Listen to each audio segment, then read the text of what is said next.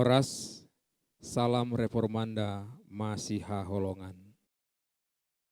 Firman Tuhan untuk kita hari ini diambil dari 1 Yohanes 4 ayat 2. Demikianlah kita mengenal roh Allah. Setiap roh yang mengaku bahwa Yesus Kristus telah datang sebagai manusia berasal dari Allah. Ketika Rasul Yohanes menulis surat 1 Yohanes ini, ia menyadari tantangan yang dihadapinya, yakni para guru-guru palsu yang mengajarkan ajaran Gnostik. Ajaran Gnostik menekankan bahwa hanya roh saja yang baik, sedangkan materi pada hakikatnya adalah buruk. Melalui ajaran ini, mereka menolak kemesiasan dan menolak inkarnasi Yesus. Melalui suratnya ini, Yohanes menjawab penolakan ajaran Gnostik tentang siapa Yesus dan memberitahu siapa Yesus, yaitu A. Yesus adalah Dia yang sudah ada sejak permulaan.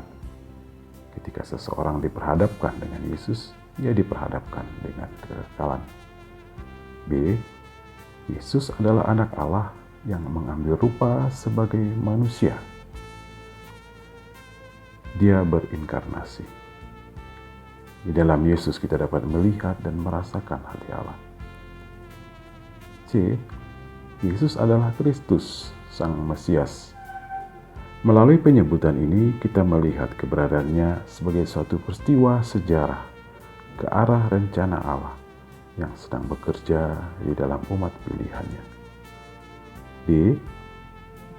Kehadiran Yesus di dalam inkarnasinya dengan pelayanan, kematian, kebangkitan, dan kenaikannya ke sorga bertujuan untuk mengampuni dosa manusia.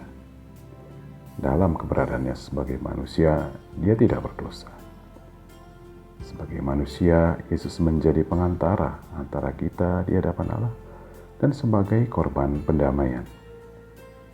Penolakan akan hal ini merupakan roh antikristus. Penerimaan dan pengakuan kita akan Kristus tidak pernah terlepas dari upaya dan campur tangan Allah di dalam rohnya. Melalui roh Allah inilah kita dapat menerima dan mengerti pengajarannya dan sekaligus mengantar dan menuntun kita untuk menghidupi dan meneruskannya terhadap sekeliling kita. Orang yang telah menerima dan dipenuhi oleh roh Allah, hidupnya senantiasa berpadanan dengan kehendak Allah. Pada kenyataannya, hidup di dalam roh Allah telah ada dan hadir di dalam hidup kita. Namun yang menjadi pertanyaan adalah, ada kalanya hidup kita tidak mencerminkannya.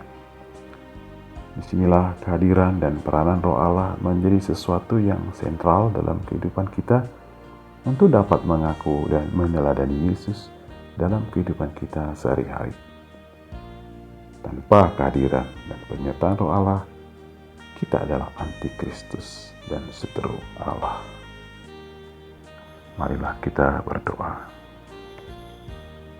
Ya Kristus, bukalah hati dan pikiran kami untuk mengenal roh Allah dan untuk bersedia dipimpin olehnya, agar kami dapat mengaku dan meneladani Yesus dalam kehidupan kami sehari-hari. Amin. Anugerah Tuhan kita, Yesus Kristus, dan kasih setia Allah Bapa, serta persekutuan Roh Kudus menyertai kita dari sekarang sampai selama-lamanya. Demikian renungan kita pagi ini. Selamat berkarya bagi Tuhan. Salam reformanda, Masiha Holongan.